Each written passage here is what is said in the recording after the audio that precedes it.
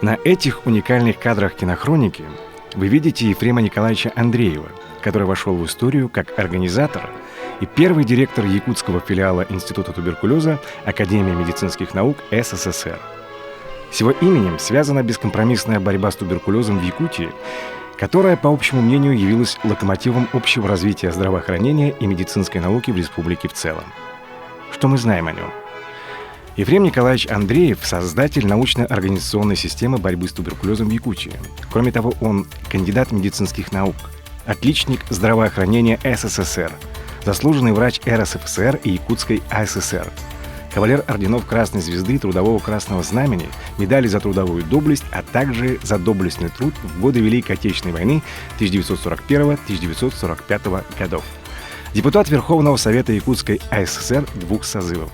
Председатель Верховного Совета и заместитель председателя Президиума Верховного Совета Якутской АССР 5-го созыва, делегат 22-го съезда КПСС.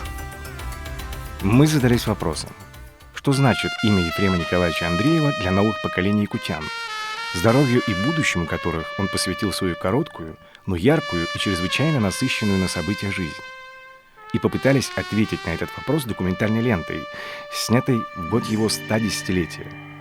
Это собранные нами по крупицам уникальные воспоминания его живых современников, родных ему людей, коллег и земляков. Наш фильм — это дань глубочайшего уважения человеку, о котором мы с гордостью можем сказать, что он был из плеяды первопроходцев. Ефрем Николаевич — первый кандидат медицинских наук народа Саха. Он организатор и первый директор созданного им в 1950 году якутского филиала Института туберкулеза Академии медицинских наук СССР.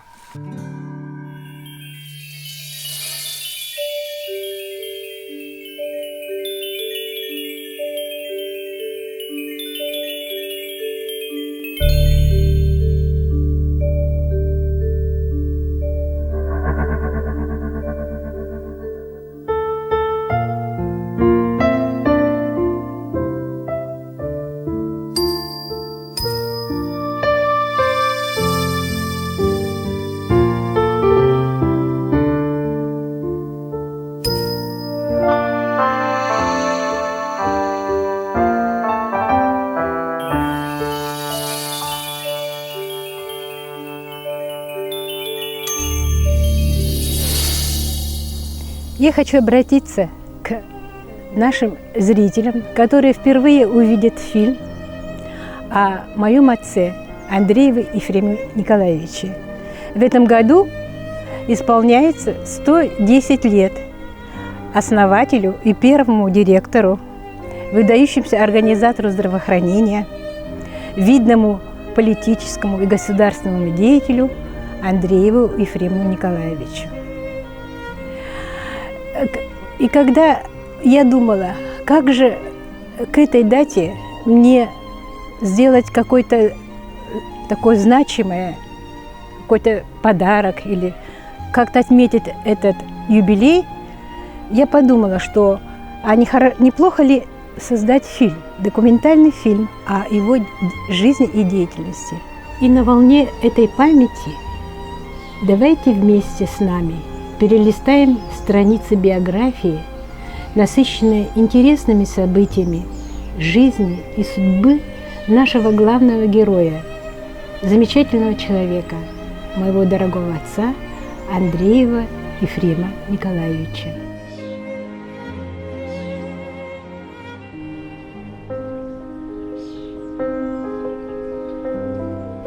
Сейчас мы находимся на даче, построенной Ефремом Николаевичем в 1957 году. Здесь прошли мои детские и юношеские годы, самые лучшие и беззаботные годы жизни. Каждое дерево, куст как будто дышит присутствием Ефрема Николаевича. Практически все, как при жизни отца. Сама большая дача, большая аллея, беседка. Отец был многогранной личностью. Возле него всегда собирались люди, друзья. Он умел дружить, никогда не предавал своих друзей, был центром притяжения. Его и мамы самыми близкими и дорогими друзьями были супруги Гурьевы, Кокшарские, Петровы, Самсоновы, Любимовы, Колодезниковы, Шадрины, Титовы, дружбой которых он очень дорожил. Круг его интересов трудно ограничить рамками. Он любил жизнь, родную природу, приобщал нас к любви к ней. Будучи азартным охотником, рыболовом, каждую весну, чаще в компании с артистами Якутского драматического театра, с которыми он дружил, отправлялся на утиную охоту, а осенью – на зайцев. После любил угощать своих коллег, родственников, друзей своими охотничьими трофеями. Никогда не отказывался от своих корней, по возможности бывал в Верхневилюйске, переписывался с земляками постоянно. До последних своих дней заботился о своих родных. В нашем доме останавливались его земляки или кто-нибудь из родни жили у нас. Ефрем Николаевич был интернационалистом. Он сумел сплотить дружный коллектив, где работали люди разных национальностей. Профессора Вейсфлер, Закин, Перцовский, врачи Хмельницкая, Пекарская, Раден, Завелева, Щепетов, Яковлева и многие другие. По характеру отец был вспыльчив и горяч. Нам, его детям, порой попадало под горячую руку. Особенно мне. Но был быстро отходчив. Проходило совсем немного времени, тучи уходили, папа остывал и снова шутил, смеялся, был готовым к общению, никогда не держал зла. Для меня не было сомнений в выборе профессии, и папа тоже хотел, чтобы я стала врачом. Судьба распорядилась так, что я без малого 50 лет работаю в этом учреждении, который основал и в котором так замечательно трудился мой отец. Для меня жизнь Ефрема Николаевича Андреева представляется интереснейшей, содержательной, яркой, порой не до конца прочитанной книгой. Несмотря на утверждение поэта, что лицом к лицу лица не увидать, большое видится на расстоянии, еще современники поняли значение того, что сделал Ефрем Андреев для родной республики. И с каждым годом, который все больше и больше отделяет нас от тех времен, приходит осознание грандиозности проделанной работы первого из народа Саха, кандидата медицинских наук, выходца из якутской глубинки. Им создана уникальная, высокоэффективная научно-организационная система борьбы с туберкулезом, которая успешно действует и по сей день. Чтобы проникнуться масштабом личности Ефрема Николаевича, понять его роль и оценить то, что он сделал для своего народа, приведем ряд высказываний его современников и выводы более поздних исследователей наследия Ефрема Андреева. Закончив в 1952 году Первый Московский медицинский институт, осознанно выбрал трудный путь и поехал в Якутию, чтобы активно участвовать в борьбе с туберкулезом, настоящим бичом местного населения того времени. Идейным вдохновителем всего якутского общества на эту борьбу и организатором всех небывалых комплексных противотуберкулезных мероприятий в республике был достойный сын и настоящий патриот своего народа, умный, опытный и харизматичный руководитель Ефрем Николаевич Андреев. Я горжусь тем, что работал с замечательным человеком и в меру сил участвовал в той исторической эпопее, которая впервые с большим трудом остановила смертельный натиск этого страшного заболевания, дала надежду коренному населению на спасение. Ефрем Николаевич Андреев, выдающийся организатор здравоохранения и медицинской науки, был организатором и первым директором созданного им в 1950 году якутского филиала Института туберкулеза Академии медицинских наук СССР. Институт являлся первым медицинским научно-исследовательским учреждением не только в Якутии, но и на всем северо-востоке огромной страны. В благодарной памяти народов Якутии имя Ефрема Николаевича и название организованного им якутского филиала Института туберкулеза Академии медицинских наук СССР неотделимы, слились воедино и обозначают собой четкий исторический рубеж, когда впервые наступил перелом в борьбе с туберкулезом. Ефрем Николаевич Андреев прошел огромную профессиональную и административную школу, от главного врача тубсанатория «Красная Якутия» до заместителя наркома здравоохранения республики и заведующего отделом здравоохранения обкома партии. Именно он был назначен директором-организатором якутского филиала Института туберкулеза Академии медицинских наук СССР. Ефрем Николаевич лучше других подходил на эту новую ответственную должность – опытный, авторитетный, харизматичный руководитель. Благодаря ему в Якутской АССР была создана уникальная, высокоэффективная научно-организационная система борьбы с туберкулезом, которая успешно действует и по сей день. имя и творчество Ефрема Николаевича являются ярчайшим примером для врачей и ученых-медиков современной Якутии. Ефрем Николаевич Андреев вышел из народной гущи. С детских лет познал радости и беды, чаяния и тревоги своих земляков. Он – первый кандидат медицинских наук из числа коренного населения. По праву принадлежит к той плеяде замечательных людей, которые своей благородной и самоотверженной деятельностью навсегда остались в исторической памяти народов Якутии. Андреев Ефрем Николаевич родился в 1909 году в семье крестьянина-бедняка во втором Етюгейском наследии Верхневилюйского района Якутской АССР, напишет в автобиографии герой нашего фильма. Будущий основатель якутского филиала Института туберкулеза Академии медицинских наук СССР родился 5 августа 1909 года. Это по новому стилю. Его отец, Николай Чочу, имел небольшое бедняцкое хозяйство, а в молодости был батраком у местных зажиточных жителей. Он умер в 1918 году, а мать Ефрема Николаевича, которую звали Агафьей Гаврилевной, намного пережила своего мужа. Она скончалась в 1941 году.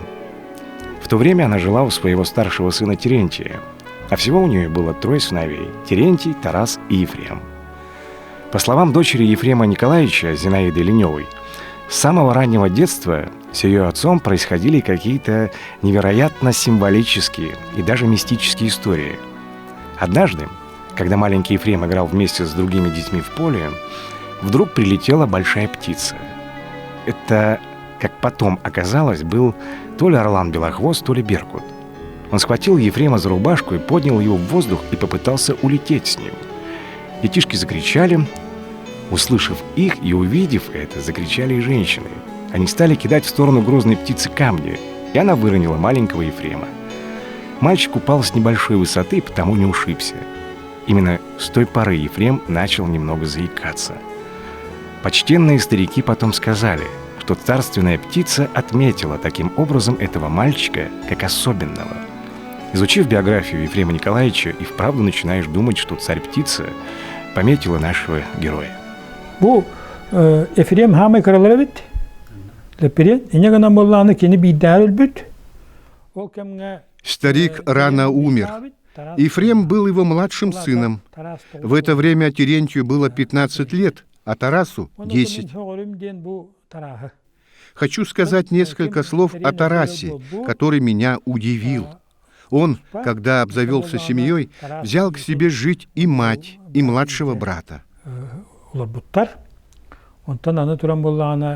В то время в Давыдовке был довольно зажиточный по местным меркам богач, у которого Тарас работал батраком. Немного, но зарабатывал, и на эти деньги Тарас оплатил учебу своего младшего брата Ефрема. Сначала в Верхневилюйске, а потом и в Якутске, его проживание, проезд и так далее. И это меня удивляет и восхищает. Вслед за директором Республиканского лицея-интерната Иваном Шамаевым нам тоже остается только удивляться дальновидному поступку Тараса, который помог младшему брату получить образование. Вряд ли тогда средний брат Ефрема Николаевича знал о том, что до революции грамотность среди якутов, составлявших 87,1% всего населения Якутской области, едва достигала 0,7%. Но одно нам сегодня точно известно, что Тарас сделал все, чтобы хотя бы один из 3 братьев получил образование. Показательный пример, когда дети и внуки Ефрема Николаевича передают из уста в уста. Однажды, когда с деньгами стало совсем туго, Тарас заложил свое редкое охотничье ружье, и Ефрем смог продолжить образование. Ефрем Николаевич вырос благодарным человеком, щедрым и открытым. Он навсегда запомнил сделанное ему однажды добро, и чуткое отношение к окружающим его людям пронес через всю свою жизнь. Как вспоминают земляки, коллеги и все те, с кем он был знаком, он приходил на помощь без всякого напоминания, стремился сделать добро всем, кто с ним встречался хотя бы один раз. Так, например, заслуженный геолог Якутии Николай Дмитриевич Кириллин Долгие годы проработавший заместителем председателя Государственного комитета Республики по геологии и недропользованию, поведал нам, что первых в своей жизни уток он добыл из ружья, который ему подарил Ефрем Николаевич Андреев. Это была прекрасная одностволка 28-го калибра, вспоминает Николай Дмитриевич. Я был мальчишкой, которому едва минуло 10 лет, и я, конечно, был в восторге. Мой отец, Кириллин Дмитрий Тихонович, и Ефрем Николаевич очень тесно дружили. И Ефрем Николаевич подарил мне это ружье во время очередного приезда к нам на охоту. Ефрем Николаевич очень трепетно относился к здоровью детей родных ему людей, о которых он всегда хранил благодарную память. Спустя годы, выучившись и уже став большим специалистом, он буквально вытащил с того света дочь своего старшего брата Терентия Марию. У нее обнаружили тяжкое заболевание, так называемый бронхоэктаз, когда в легких начинаются гнойные процессы. Это не туберкулез, но не менее опасная и смертельная болезнь. Мария, казалось, была обречена, но Ефрем Николаевич добился того, чтобы ее прооперировали в Москве в институте имени Бакулева.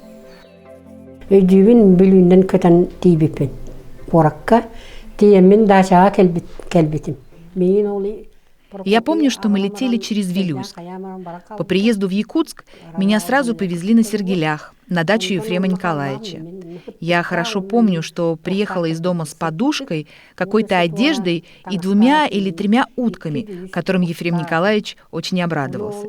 Он все повторял, что эти утки с его родных краев. Он был чем-то похож на моего старшего брата Иосифа, такой же большой, как мне показалось.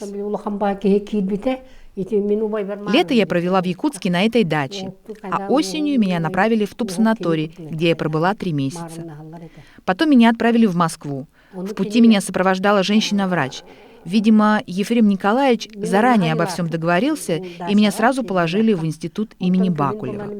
По приезду меня обследовали, вскоре сделали операцию. Помню, что ко мне часто приходили какие-то русские тетеньки. Мне они казались уже пожилыми старушками. Только потом я узнала, что это были не простые бабушки, а известные профессора и академики. Они мне приносили виноград, сливы и другие фрукты. А я до этого никогда сливу не видела и не пробовала, и потому скидывала их под кровать. Медсестры и другие ребятишки смеялись надо мною, мол, дикая. В институте я пролежала около года, выучила русский язык. Потом, когда я прилетала в Якутск, Ефрем Николаевич меня обратно в Куду не отправил. Так что я до самой его смерти жила у них.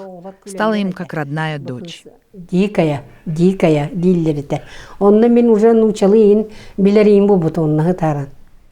Мария Терентьевна рассказывает, что Ефрем Николаевич опасался за ее здоровье. Он был уверен, что если она вернется обратно в Верхний Вилюйск, то она там без должного присмотра вновь заболеет и может даже умереть. «Я только в 19 лет вернулась в Куду», — вспоминает Мария Терентьевна. Застала свою мать живой и прожила с ней в Верхневилюйске около 10 лет. Потом Мария Терентьевна поступила в Московский технологический институт, где получила специальность экономиста. «Я всю жизнь проработала бухгалтером, а ведь я жива благодаря Ефрему Николаевичу», заключает в конце своего рассказа наша собеседница. Иван Шамаев поведал нам еще одну любопытную историю о том, почему все братья Ефрема Николаевича были чучуновскими, а он носил фамилию Андреев. Старшие братья Ефрема, Терентий и Тарас, носили фамилию Чучуновский. Ефрем тоже должен быть стать чучуновским, но судьба распорядилась по-своему. Отец братьев был родом с местности Чочу, и поэтому они название местности сделали своей фамилией. Мой отец, например, всегда был Васильевым, но потом, когда в 20-х годах стало возможным взять себе якутскую фамилию, он стал Шамаевым. В те года так поступали многие. Одним из первых, например, якутскую фамилию себе сделал Исидор Барахов. А он, как мы знаем, был Ивановым. Можно также вспомнить Платона Аюнского, который был Слепцовым, и многих других. Потом, в 30-х годах, политика партии изменилась, и Ефрем так и не успел стать чучуновским. У Зинаиды Леневой, дочери Ефрема Николаевича, По этому поводу есть другая версия, согласно которой после смерти родителей маленький Ефрем какое-то время воспитывался у бездетной, довольно-таки пожилой семейной пары. Главой этой семьи звали Андрей, рассказывает Зинаида Ефремовна. В честь его Ефрем Николаевич взял себе фамилию Андреев. В те времена многие могли менять свои фамилии.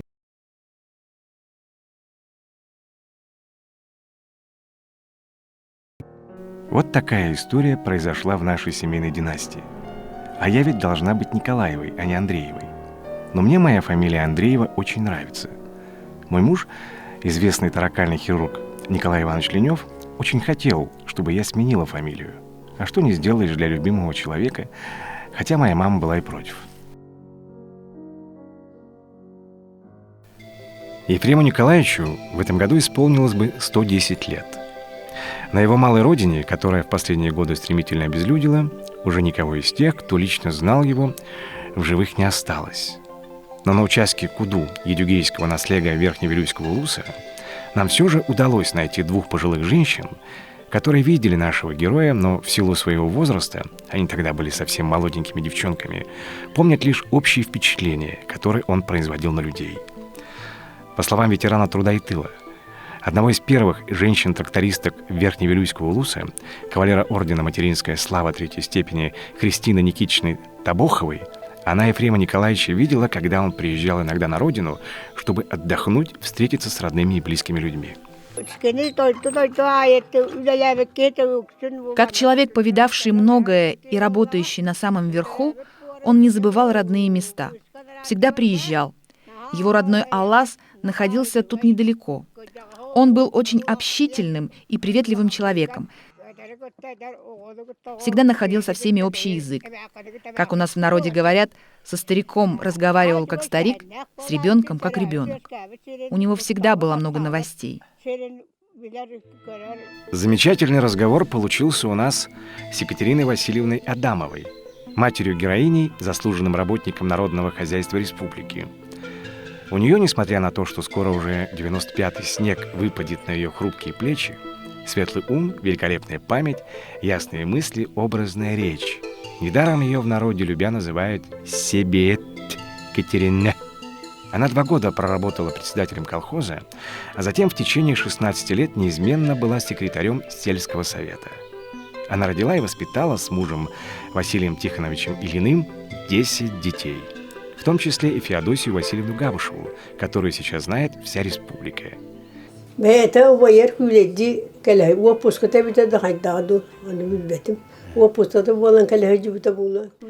Он приезжал сюда к своему старшему брату. Наверное, был в отпуске.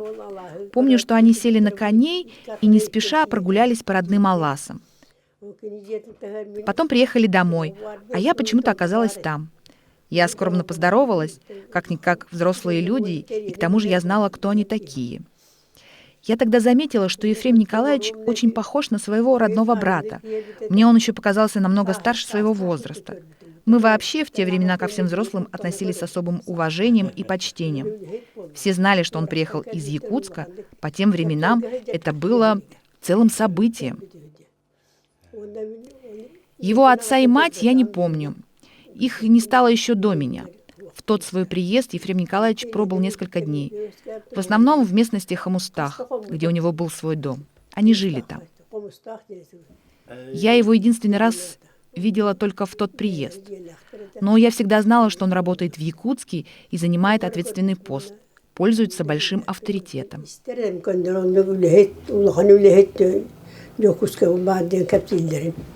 Екатерина Васильевна Адамова не случайно сохранила в своей памяти мимолетную встречу с героем нашего фильма. По воспоминаниям земляков, Ефрем Николаевич очень любил бывать в родных местах. И когда учился, и позже, когда уже стал директором Института туберкулеза. Каждый его приезд надолго запоминался землякам. Рассказывают, что когда Ефрем приезжал с учебы на каникулы домой, то местная молодежь выбирала какой-нибудь пустующий балаган и растапливала печь. Они закрывали плотно все окна и двери и, выражаясь современным молодежным языком, устраивали тусовку. Играли в разные игры, пели, плясали, разговаривали, делились планами на будущее. И все потом ждали следующего приезда Ефрема. И каждый его приезд был таким запоминающимся. Я не видел, но люди вспоминают, что Ефрем Николаевич хорошо исполнял асохой. Говорят, что уже став врачом, он приезжал в Верхний Вилюйск и во время какого-то праздника исполнил асохой. Люди это тоже запомнили.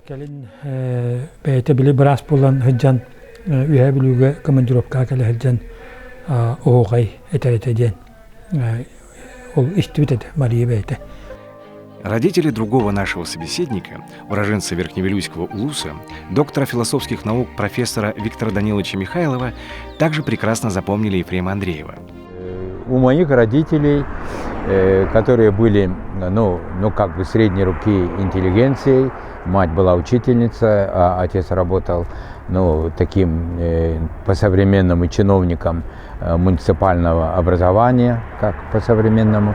Поэтому, конечно же, о нем разговаривали, обсуждали, кто такой, откуда родом.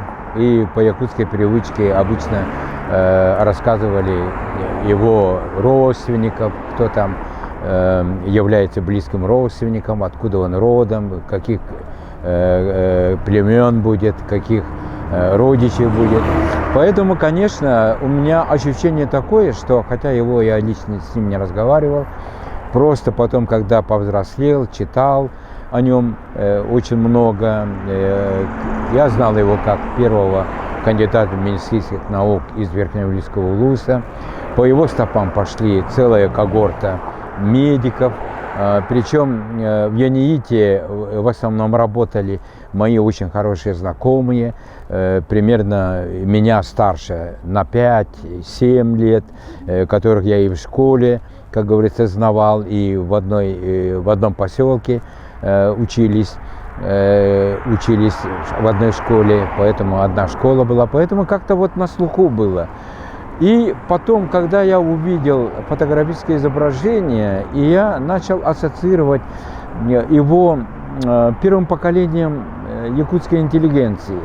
Такой он был достаточно высокий для якутов, и он такого респектабельного вида был, по крайней мере, внушал очень хорошее такое доверие. Все общавшиеся с ним говорили, чрезвычайно человечный был человек, очень такой коммуникабельный был человек и очень усилия большие приложил для того, чтобы создать коллектив и поднимать пытливую молодежь к своей профессии и вообще на борьбу бедствием народа Саха туберкулезом. Едюгейский наслег. Малая родина Ефрема Николаевича Андреева. Удивительный наслег. Тут невероятным образом сошлись воедино причуды бесчисленных административно-территориальных преобразований, которых только после революции 1917 года насчитывается около 1,5 десятков.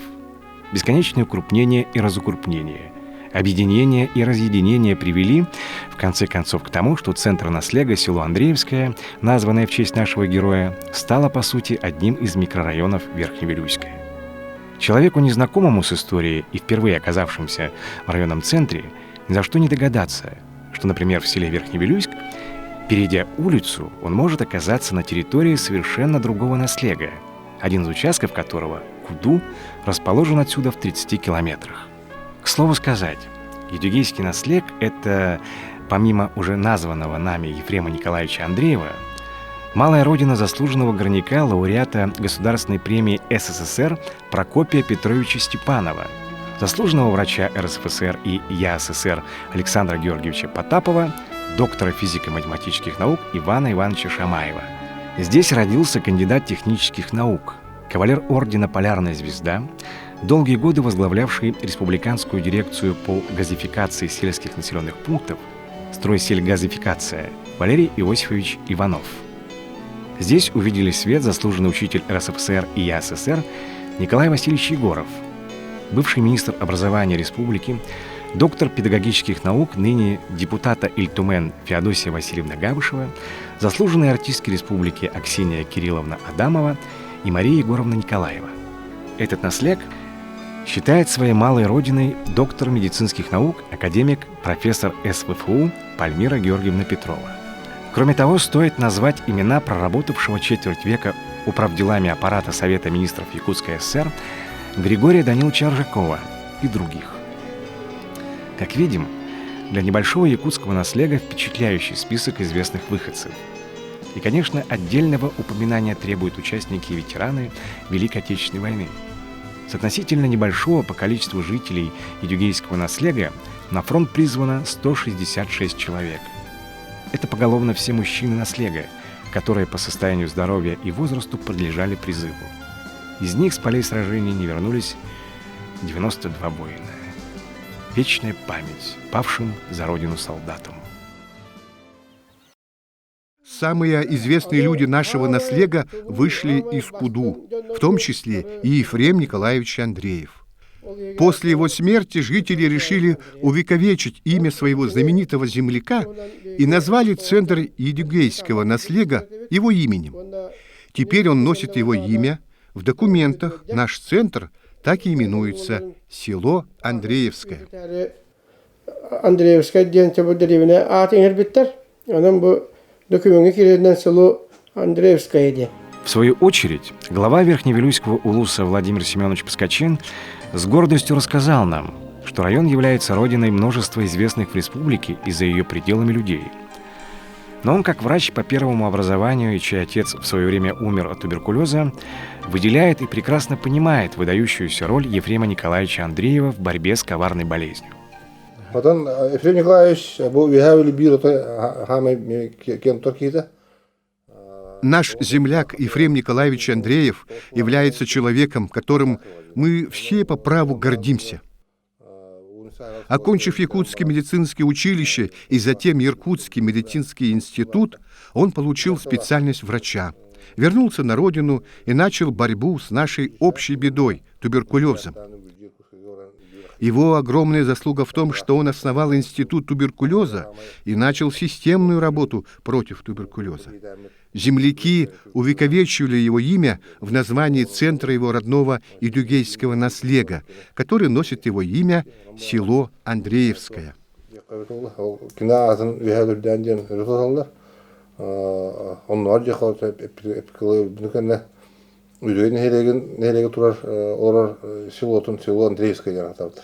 Старожилы наслега вспоминают, что раньше, когда телефонная связь была не такая хорошая, можно было часто слышать такие фразы: «Алло, Андреев на проводе» или «Алло, алло, Андреев на связи, вас плохо слышно». Имелось в виду, что с ними разговаривает село Андреевское, которое в центре наслега. Перечисляя заслуги Ефрема Николаевича перед всеми якутянами, Владимир Семенович подчеркивает, что по стопам Андреева, который был первым из народа Саха кандидатом медицинских наук, пошло множество выходцев Верхневилюйского района.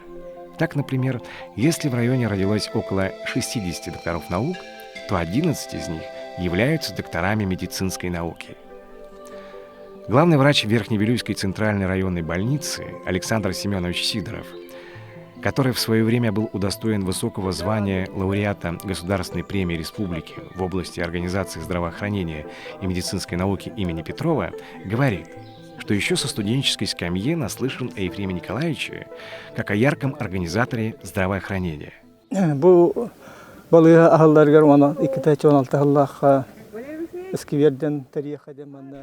К открытию нового здания районной больницы в 2016 году поступило предложение разбить во дворе сквер имени Александра Степановича Миронова, внесшего неоценимый вклад в его строительство, и установить там его бюст. Это предложение было всеми одобрено. Потом была озвучена идея строительства в этом же сквере специальных стендов, где мы могли бы увековечить память всех выходцев из нашего района, имеющих отношение к системе здравоохранения улуса и республики в целом. И сегодня мы все это уже можем видеть.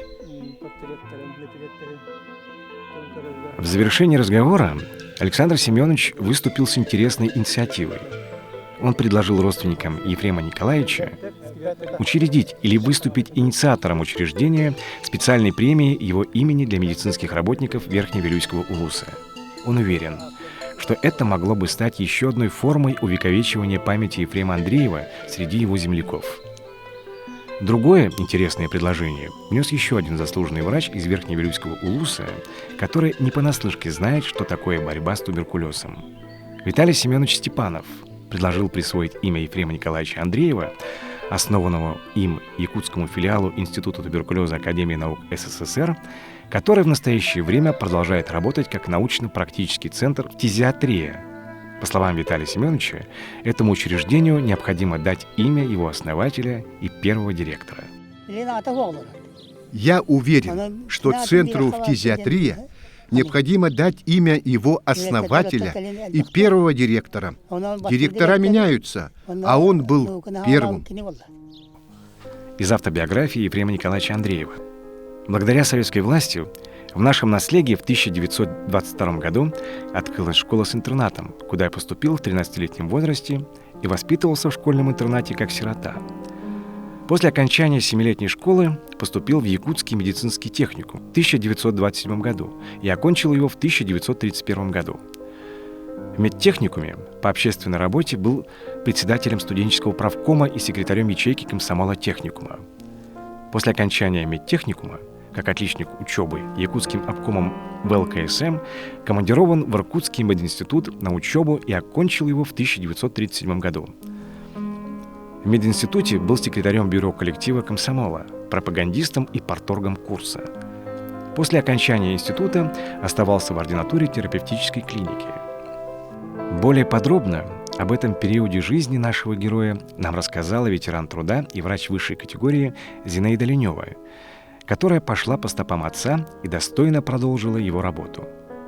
Зинаида Ефремовна, посвятившая жизнь фтизиатрии, стала доктором медицинских наук, профессором. Она возглавляла терапевтическое отделение ЕНИИТ, долгое время была заведующей кафедрой инфекционных болезней, фтизиатрии и дерматовенерологии мединститута СВФУ. Зинаида Ефремовна является членом-корреспондентом Российской академии естествознания, награждена многими престижными республиканскими, российскими и международными наградами, в том числе серебряной медалью Вернадского, вручаемой за выдающиеся успехи в развитии отечественной науки. Да, он закончил в 1937 году с отличием. И его сразу направили в аспирантуру в Москву по специальности внутренней болезни, терапевта. Он туда поехал, но уже учитывая то, что в республике нашей не хватало очень врачей. Не было. Кадровый вопрос был очень трудный, очень тяжелый. Его оттуда отозвали. Не дали ему доучиться в аспирантуре. И его пригласили для того, чтобы возглавить Якутскую фельдшерско-акушерскую школу, которую он раньше учился. И с 1939 по 1941 год он был директором фельдшерской акушерской школы. Учитывая то, что он такой продвинутый, как вот по современному можно сказать, его опять снова направляет в аспирантуру уже по фтизиатрии в Центральный институт туберкулеза. Снова пригласили в Якутск для того, чтобы он возглавил, быть главным врачом республиканского туберкулезного санатория «Красная Якутия». Там он работал главным врачом, и в 1945 году правительство, еще более оценивая его такие большие организаторские способности, пригласили его в обком партии, где он работал заведующим административным отделом. В дальнейшем работал вот на последнее, перед тем, как перейти уже на научную деятельность организационную, он работал заместителем, руководителем административного отдела обкома партии Якутской автономной Советско-Социалистической Республики. В чем же заключается роль Ефрема Андреева как выдающегося организатора здравоохранения? Чтобы ответить на этот вопрос, нам необходимо вспомнить вкратце эпидемиологическую ситуацию по туберкулезу в Якутии в историческом ракурсе. Якутские ученые, в частности профессор, доктор медицинских наук Михаил Афанасьевич Тырылгин, утверждает, что до последней четверти XIX века в Якутской области туберкулез имел незначительное распространение. По его словам, этому препятствовал ряд природных и социально-экономических факторов, среди которых он выделяет малую плотность населения, изолированный характер расселения жителей на огромной территории и хорошо развитую народную гигиену якутов, которая позволила обжить и освоить суровый крайний север. Самой разрушительной эпидемией туберкулеза в Якутии, которая, как пишет профессор Тырылгин, достигла своего исторического пика в годы Великой Отечественной войны и послевоенной разрухи. Положение стало настолько критичным, что первый секретарь якутского обкома ВКПБ Илья Винокуров был вынужден дважды встретиться со Сталиным, чтобы поставить вопрос о борьбе против туберкулеза в республике. Что удивительно, глава государства нашел время для рассмотрения данного вопроса и поддержал Винокурова. Итогом этих встреч стало знаменитое постановление Совета министров СССР от 20 августа 1949 года о мероприятиях по усилению борьбы с туберкулезом в Якутской АССР. Увеличенная фотокопия этого уникального документа хранится в музее, созданном при научно-практическом центре «Фтизиатрия», являющегося правопреемником якутского филиала Института туберкулеза. Вообще история якутской фтизиатрии началась в 20-х годах, когда только образовалась Якутская Советская Республика. Тогда Наркомздрав Советского Союза отправил к нам подряд 4 экспедиции больших, которые обследовали население наиболее крупных наших районов. И тогда было выявлено, что наибольшее значение имеет такой своеобразный наш склад жизни, устои наши местные, когда в одном помещении, в одной юрте проживало 2-3 поколения. И это именно и способствовало распространению туберкулезной инфекции. Во время Великой Отечественной войны в 1944 году Георгий Прокопьевич Башарин, историк по образованию, на закрытом заседании обкома партии выступил с программной речью, где красной линией прошло, что первый враг якутского народа – это фашизм, конечно, как у всего Советского Союза, а второй враг – это туберкулез. И именно после этого было обращение Министерства Советского Союза, была проведена большая работа, в результате которого было подписано постановление Совета министров СССР, подписанное Иосифом Виссарионовичем Сталиным, где было достаточно подробно расписано все, что нужно сделать, что нужно подготовить. И в особенности мы выделяем 12-й пункт, где было рассказано, сколько нужно всего сделать, чтобы организовать на базе республиканского диспансера, который существовал в Якутии с 1925 года, собственно, филиал Центрального научно-исследовательского института туберкулеза, Академии наук. И встал вопрос, а кто возглавит этот институт? Это новое совершенно для Якутии медицинское учреждение. Фтизиатров среди жителей Якутии не было. И тогда партия обратилась к Ефрему Николаевичу Андрееву, который в то время, он медик, закончил Якутский медицинский техникум, затем позже Иркутский медицинский институт, и возглавлял, после того, как прошла его практическая деятельность в виде ординатор-терапевт, он возглавлял наркомат здравоохранения республики. И именно ему было поручено найти фтизиатров, которые бы приехали в Якутию и смогли здесь начать сформировать, организовать институт туберкулеза. Ефрем Николаевич Андреев обладал большим, видимо, ораторским искусством. Он был очень интересный человек, и он сумел так организовать свою работу с московскими профессорами и докторами, фтизиатрами, что смог увлечь их и привести в Якутию. История распорядилась так, что Ефрем Николаевич Андреев был выдвинут на передовую линию борьбы с туберкулезом.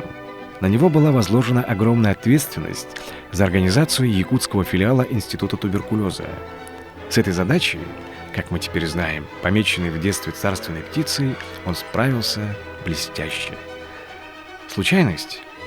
Нет. И еще раз нет. Не зря спустя годы Вячеслав Лаврентьевич Александров, в бытность своим министром здравоохранения республики, напишет в своих воспоминаниях.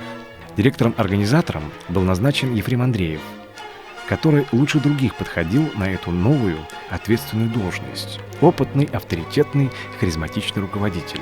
Он за короткое время организовал материально-техническую базу и создал активный творческий коллектив филиала, в котором трудились местные опытные врачи-фтизиатры, приглашенные известные ученые и молодые специалисты.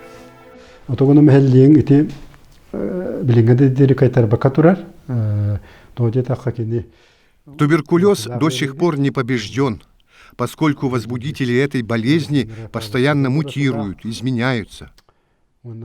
Кроме того, болезнь напрямую зависит от условий жизни. Во времена советской власти, когда было провозглашено, что мы строим социализм, жизнь улучшилась. В 60-х, 70-х годах, по сравнению с 50-ми годами, смертность от туберкулеза в нашей республике снизилась в 3 раза, а в Якутске, где было много медицинских учреждений, 4 раза. Это было бесспорное достижение института, который совместно с приглашенными с центра страны специалистами разработали модель борьбы с туберкулезом применительно к суровым специфическим условиям республики. Так, например, была разработана модель диспансера применительно к сельским и городским условиям Якутии, то есть с учетом всех наших особенностей.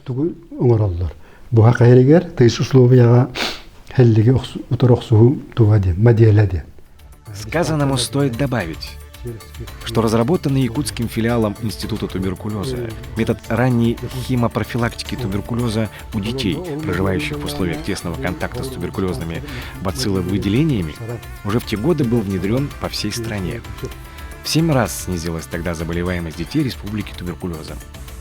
А как это выглядело на деле? Из каких фрагментов складывалась сложная мозаика работы Института туберкулеза, основанного Ефремом Андреевым? С огромным удовольствием предоставляем слово непосредственным свидетелям того, как все это было.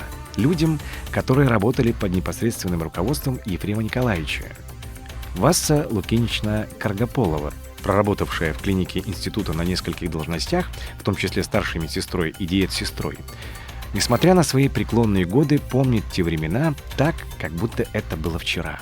Когда я пришла уже работать в 1955 году, Ефрем Николаевич, хочу сказать, уже я была старшей сестрой, стала чуть через 2 года. И он делал обход, больных смотрел сам. Главный врач, лечащий врач, я старшая сестра обязательно стояли в палате, когда он смотрел больных. Обязательно. Всех внимательно слушал. Спрашивал, врачи докладывали без истории болезни. Какое лекарство получает, сколько получает, как состояние, да, все это вот в устном форме. Ефрем Николаевич очень внимательно всех послушал, посмотрел. Например, одного, второго больного. Например, посмотрел первого и говорит: ну теперь расскажите, какие у вас жалобы? Больной говорит: нету жалоб.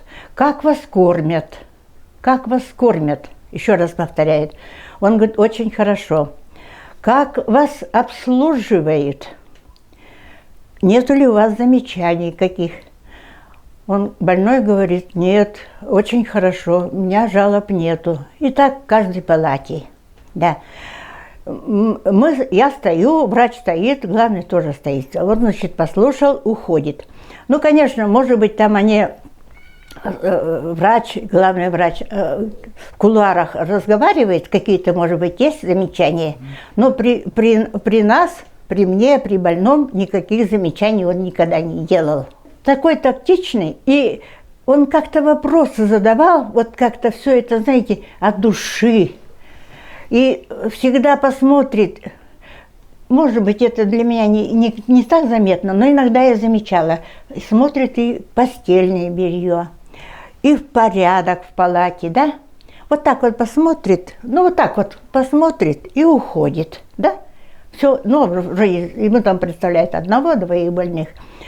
И вот каждую неделю каждой отделении у нас хирургия, терапия детская. Он каждую неделю приходил, делал обход, находил время.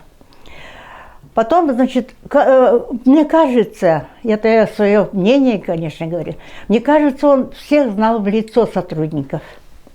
Вот эта характерная черта, со всеми здоровался, культурно, да? Невзирая на должность, ни на личность, да? Ну, вот мы так его не боялись, уважали, что когда он приходил, как будто что-то меняется сразу после него, да? Вот. И больные, я хочу сказать, больные, его ждали как ангела-хранителя какого-то. Васса Лукинична говорит, что для Ефрема Андреева в работе мелочей не было. Он добился создания подсобного хозяйства, чтобы усилить и разнообразить питание больных. Был построен свинарник, вспахан огород для выращивания овощей. С этого момента, по ее словам, у них началось бесперебойное снабжение свежим мясом, а также выращенным в подсобном хозяйстве картофелем, капустой, луком и помидорами. Была своя пекарня, где выпекался чудесный хлеб. Все это хозяйство находилось под пристальным вниманием Ефрема Николаевича. Он был спокоен лишь тогда, когда был уверен, что больные хорошо накормлены, спят в чистом теплом помещении, подытоживает наш разговор ветеран труда. С особым волнением мы поговорили с ветераном труда, работавшим вместе с Ефремом Николаевичем. Степанида Митрофановна Васильева, так ее зовут, работала в свое время главным врачом Центральной районной больницы Вилюйского улуса, была главным врачом клиники Якутского научно-исследовательского института туберкулеза. Степанида Митрофановна – заслуженный врач Якутской АССР и Российской Федерации, депутат Верховного Совета ЯССР, персональный пенсионер РСФСР. Степанида Митрофановна – наглядный и очень яркий пример работы Ефрема Николаевича по принципу «кадры решают все», который никто не отменял. В победном для страны 1945 году Степанида Митрофановна получила из рук Ефрема Андреева направление на учебу в Иркутский государственный медицинский институт. В том году Министерство здравоохранения республики направило в Иркутский мединститут более 20 человек. Это был легендарный якутский набор института, который лично формировал Ефрем Андреев. Перед этим Ефрем Николаевич, глядя на маленькую, хрупкую и болезненного вида девушку, настоятельно рекомендовал ей пройти медосмотр на предмет выявления болезней, в том числе и туберкулеза. Ефрем Николаевич запомнил хрупкую девушку и однажды узнал ее, когда она, заболев туберкулезом, лежала на лечении в клинике Яфит. Он поговорил с ней, предложил работать в институте, которым он руководил. Таким образом, я стала фтизиатором и всю свою трудовую деятельность посвятила лечению больных туберкулезом, профилактике этого коварного недуга, говорит она. В разговоре со Степанидой Митрофановной, вековой юбилей которой уже не за горами, больше всего запомнились ее слова о том, что она, став руководителем медицинского учреждения, старалась во всем походить на Ефрема Николаевича. Она переняла стиль его работы, внимательный и чуткий к каждому пациенту и коллегам по работе.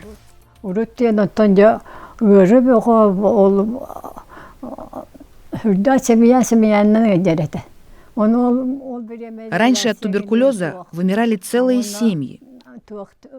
Действенных противотуберкулезных лекарств не было. Мы ставили хлористый кальций и глюкозу для общего укрепления и настоятельно рекомендовали соблюдать санаторный режим. Я тогда говорила и сейчас глубоко убеждена в необходимости соблюдения больными специального режима. С развитием медицины, когда стало больше различных препаратов, мы быстро снимали пациентам интоксикацию, у них улучшалось самочувствие, сразу начинали набирать вес и шли на поправку. И больные тут же забывали про режим. А ведь им предстоит еще долгий путь полной реабилитации. Я им говорила, вы тут находитесь до полного излечения. Убеждала их в том, что самое главное сейчас для них – это соблюдение режима. Ведь государство потратило немало средств на постройку больниц и специализированных санаториев, и потому от вас требуется только одно – соблюдать режим. Урутонну фолбатага толлихин туберкулез сараганар эте билеген боланы быһиги уло отуйран халы кытырды банна хытагатонун жоонну өйдәңден самое главное өйдәчине уведикин яханада. К сожалению, В одном фильме невозможно осветить все стороны деятельности такой многогранной личности, как Ефрем Андреев. Мы сознательно не включили в наше документальное повествование то, как он всего в 35 лет в военном 1944 году был назначен заместителем наркома здравоохранения ЯССР по лечебной работе, а через год заведующим отделом здравоохранения областного комитета партии. Также мы пропустили его работу на посту члена Якутского горкома КПСС и члена обкома партии, и его деятельность в качестве народного избранника. А ведь он был депутатом Верховного Совета Якутской АССР 2 созывов, заместителем председателя Президиума и председателя Верховного Совета Якутской АССР 5 созыва, а также делегатом 22-го съезда КПСС. Мы также не стали говорить о том, как Ефрем Николаевич работал директором Якутского медицинского техникума. Надо ли говорить, что рано осиротевший мальчик из якутской глубинки добился невероятных высот в своей жизни.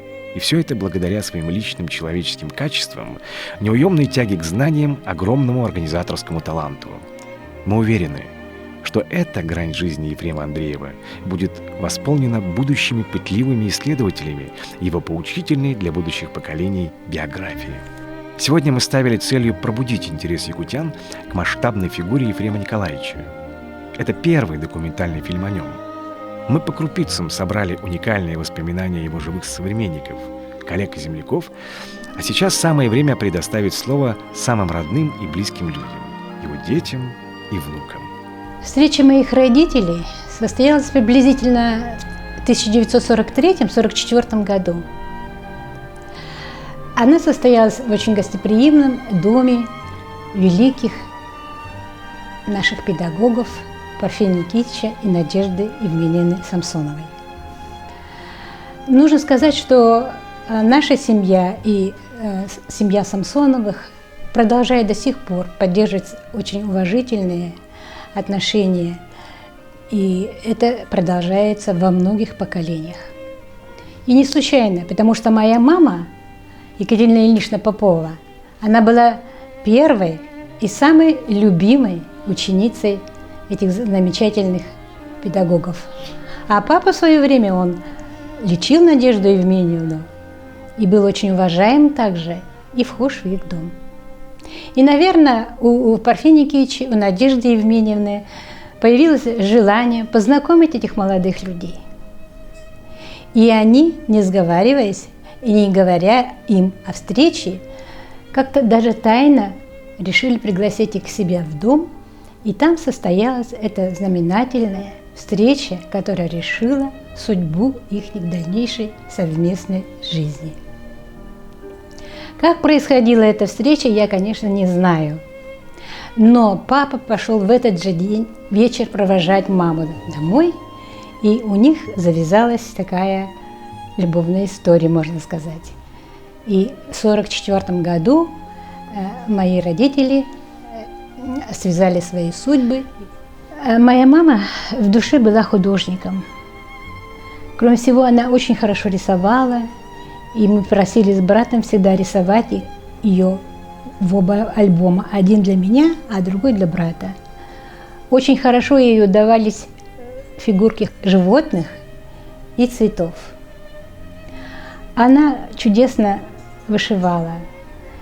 Она вышивала диваны, подушки, вышивала целые скатерти, вышивала даже коврики. Эти коврики, где вот ни один цветочек не повторялся. И этому коврику очень много лет. И я с большой любовью его стараюсь сохранить. Кроме этого, она, конечно, очень много вышивала и делала различные поделки мелкие.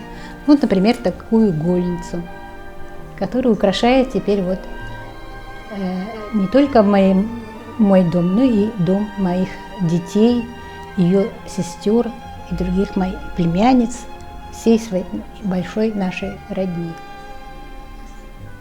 А вот пронзительные с благодарностью об отце строки, которые написала заслуженный врач Российской Федерации Люция Дмитриевна Сосина. Мне в 9-летнем возрасте посчастливилось стать дочерью Ефрема Николаевича Андреева. С этого времени Вся моя жизнь изменилась. Отцу я обязана всем – жизнью, профессией, всей дальнейшей судьбой. В детстве я росла очень болезненной, часто болела ангиной, приходилось принимать много лекарств. И вот тогда отец с большим трудом достал пенициллин, и болезнь отступила. В дальнейшем он внимательно следил за моим здоровьем и питанием, был заботливым, как родной отец. К сожалению, отец наш рано ушел из жизни. И его могилы мы со Спиридоном дали слово сделать все для того, чтобы его дочь и сын, еще школьники, получили высшее образование, стали специалистами, чтобы наша семья во главе с мамой продолжили лучшие традиции, заложенные отцом. Многое из этого сбылось. Я думаю, что мы оправдали его надежды. Зина стала врачом-фтизиатром, доктором медицинских наук, а я свою трудовую деятельность посвятила практической медицине. У Володи растет сын Сергей Андреев. Зять Спиридон был делегатом 27-го съезда КПСС. Каждый из нас хоть в чем-то, но повторил его.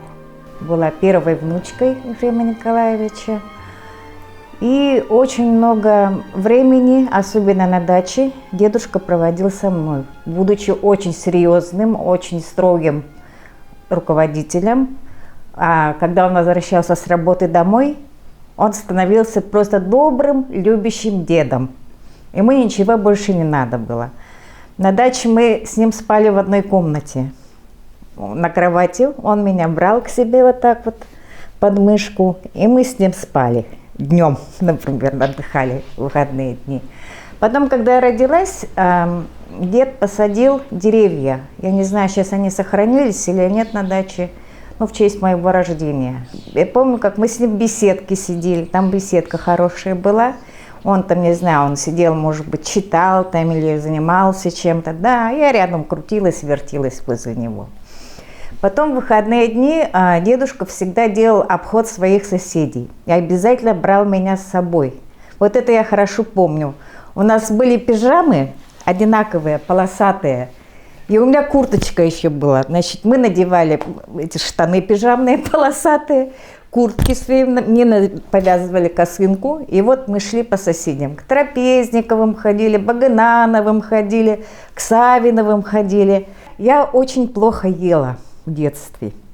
Вот этот момент я тоже хорошо помню, как я сидела в этом детском кресле, и меня пытались накормить. И дед стоял передо мной и пел песни, и танцевал. А я страшно удивлялась, открывала рот, и мне что-то в рот запихивали в это время.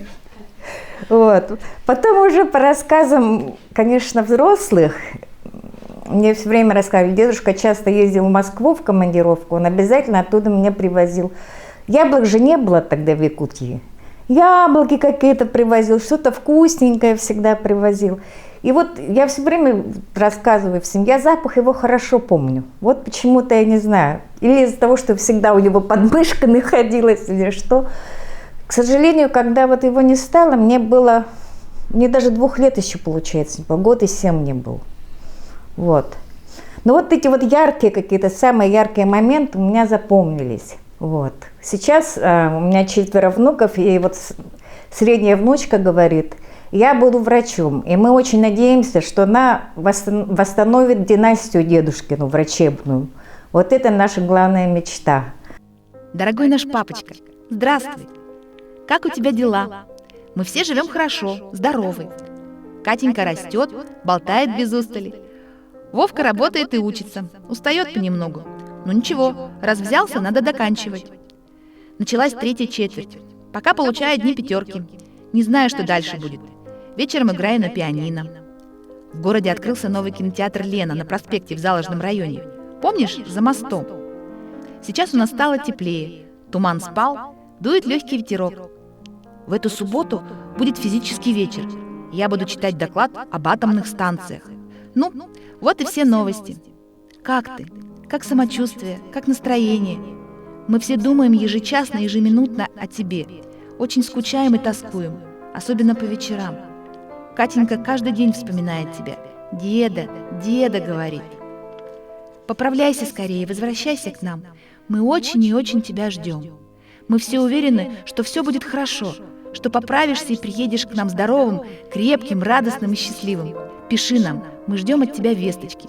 Будь бодрым и веселым. Обнимаю и целую тебя крепко-крепко. Твоя Зина.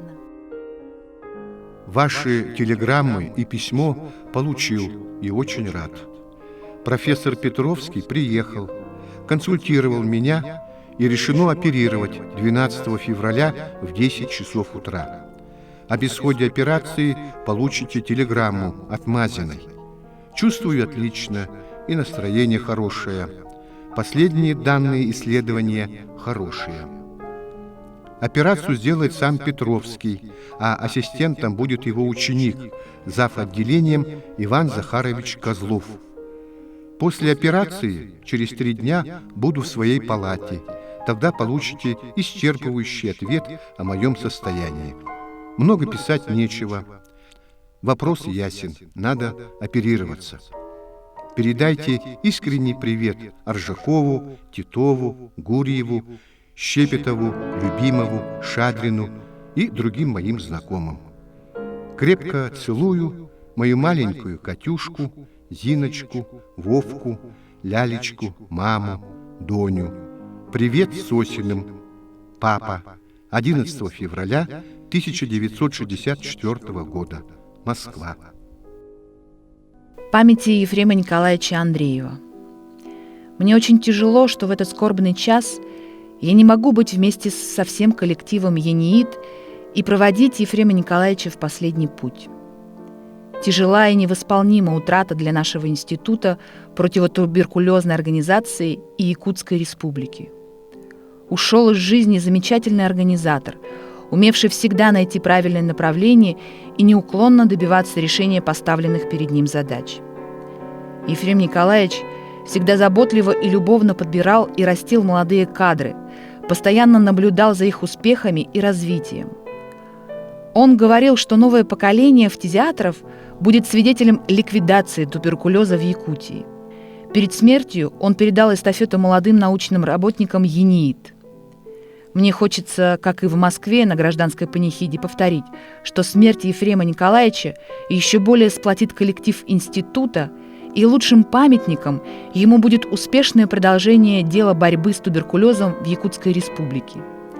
Дорогая Екатерина Ильинична, мы все хорошо знаем вашу стойкость и умение владеть собой. Потеря ваша тяжела, утрата невосполнима.